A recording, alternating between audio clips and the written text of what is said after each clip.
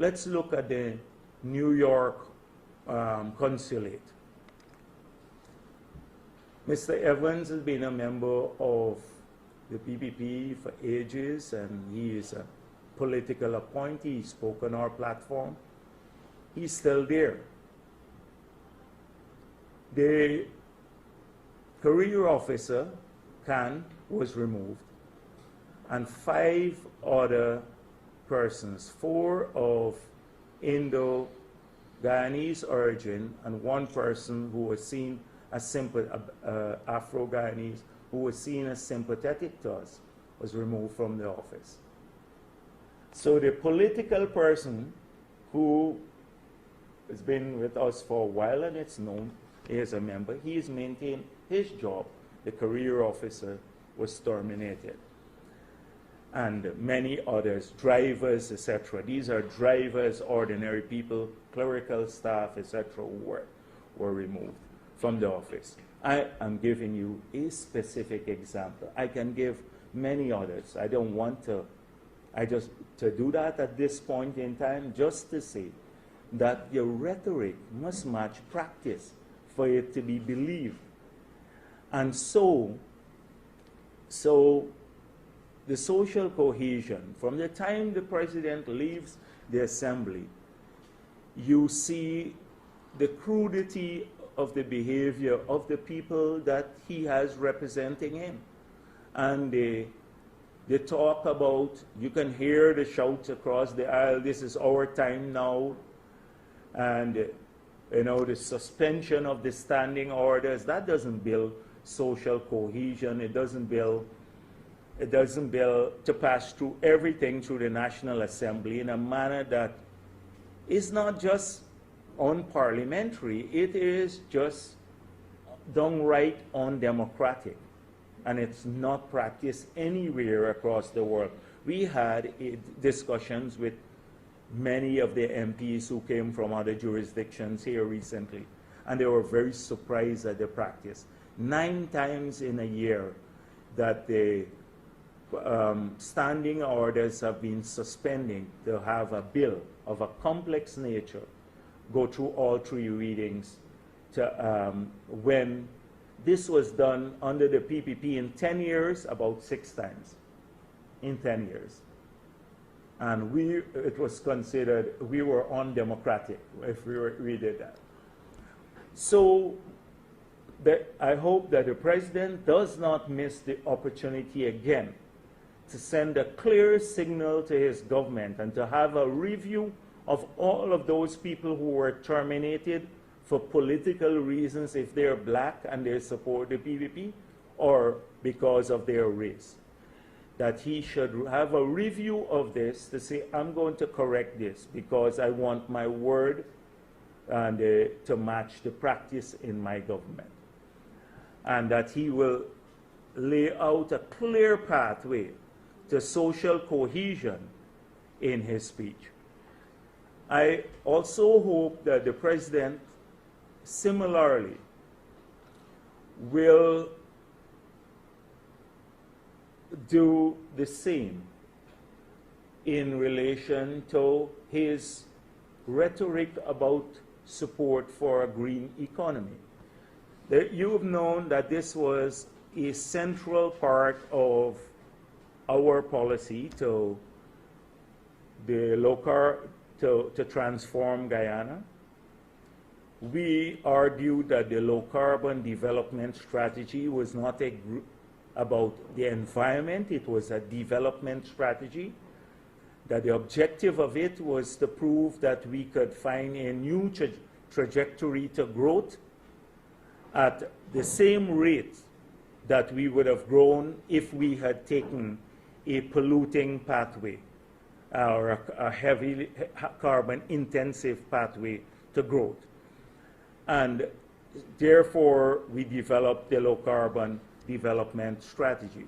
The president further reinforced and supported this path by stating it is part of our constitution, something that we had put in the constitution, that the constitution of Guyana now says that we have to go down this route. to manage our environment in a sustainable manner, to ensure that we pass on this rich legacy to our children and grandchildren, etc. The president then went on further to speak about the summit that they had on green energy in Washington, and about the absolute imperative of developing green energy, alternative sources of energy. And he said this is important for our future, but also for our industries.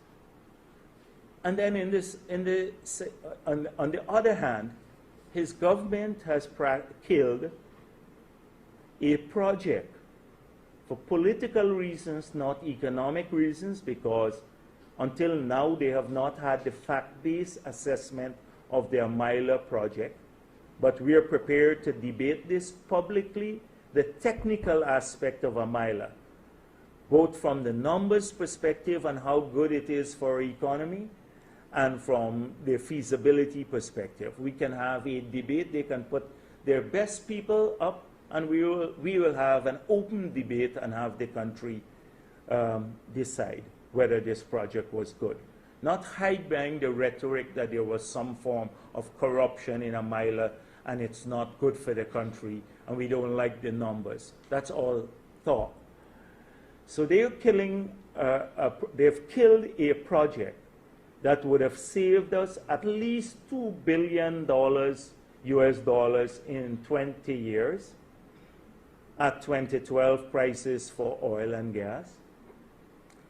That we would have bought power at 10 cents per kilowatt hour from a Myla, which is about what we are generating now at because of the drop in fuel prices. And they're busy negotiating secretly a power purchase deal from a technology that is not tested and that would not be baseload, because we're buying energy, not capacity, from a solar, from a wind farm. And that's all being done in secrecy with no technical feasibility or debate done. How are we, and that project would have decarbonized 94% of our energy needs in this country. It was the biggest green project that would have had the biggest impact on our emission of greenhouse gases. It cannot be replaced by planting trees. The green economy is not about planting trees. It is an economic concept. And further to the money earned because of the arrangement that we had on the forestry deal. So much is happening. We're not even sure whether they have started discussing a successor agreement to the one we had with Norway, because that is to expire. Whether all of the money has been paid, because it was a deal for $250 million. We're not sure about the 16 projects that we had, where they are in terms of implementation on these in the green economy or the Norwegian agreement. We're not sure about anything anymore about the green economy. They have no conceptual framework, no vision, except in implementing in a haphazard way some of the things we have left haphazard, no form, nothing about the future. What are the parameters of the negotiations with Norway? They think that just going to New York to sign a new agreement that was forged in Paris, and you saw, I've always been a skeptic. There have been like lots of praise about this agreement, and I've always argued it's suboptimal from what we should have been done in Copenhagen, because it does not give a clear pathway to financing for developing countries. I've always argued that these lofty goals and these pledges like made on the INDCs, that they mean nothing to the developing world unless they're followed by real help. And the world has already agreed that the disproportionate impact of climate change would be felt by us in the developing world. But there's no predictable flow of resources to the developing world. I chaired a group that did a study for the Commonwealth heads of government, and I presented that report in Sri Lanka to the heads. And that it showed that even the pledges made in Copenhagen, the 30 billion over 3 years, were not delivered, although the developed world keeps saying that they delivered the money. It was not delivered when you actually trace the flows. And so this agreement cannot be our strategy. In fact, it has shifted the burden of being responsible to many developing countries. So that can't work, and agreement can't work. The country has to have its own strategy. We had it. They have not spoken about a national strategy. So again, I hope that the president, if these are the two big planks of his government's trust, social cohesion and a green economy, then he will be a bit more specific about the strategy for the future. The president then said, we have returned local democracy. Now that we have declared these townships, and by the way, the townships are made, is there something? Yeah. The townships were declared without consultation with the communities, and that is horrible. That should have never been done. That is against good governance. It's against all the things that people have lectured that we shouldn't do. That's one. They just impose these townships on these communities without regards for what will happen to them. Secondly, this grew out of a project that started years ago. I think I was still maybe in the Ministry of Finance or the presidency, the early years of my presidency, called the Secondary Towns Infrastructure Project, where we had identified, and I publicly spoken about making Bartica, Parika, Charity, Dorsignol, all of these places townships, and that we were putting in infrastructure in these areas.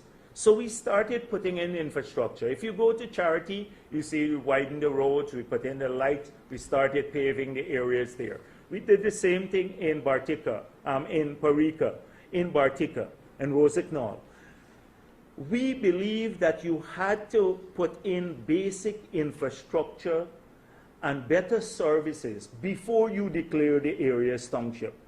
What they did was just a political issue, no focus on better services. So when the president said that now that they are declared townships in his speech, the people can look forward to better services. How? I keep asking how. And are their taxes going to go up? So what we feel, it will bring greater hardships to people rather than bringing better services to them. And when he says that because of this you would have a proliferation of small businesses, we're asking how are the two connected?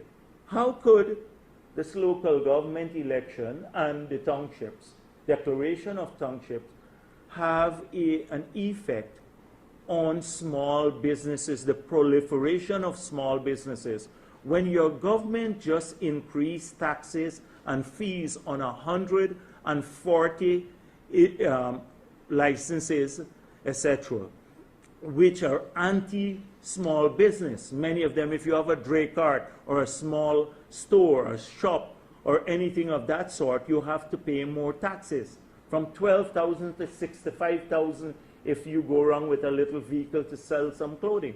How? These are small businesses. So the president's rhetoric in Parliament about small businesses don't match policy. In fact, the policies as outlined in the budget are anti-small businesses. These small businesses now have to line up at GRA and they have to then show that they paid taxes for the past 7 years before they get their licenses renewed. How could this be a big fillip to the development of small businesses when in the name of cleaning the city, you're decimating the life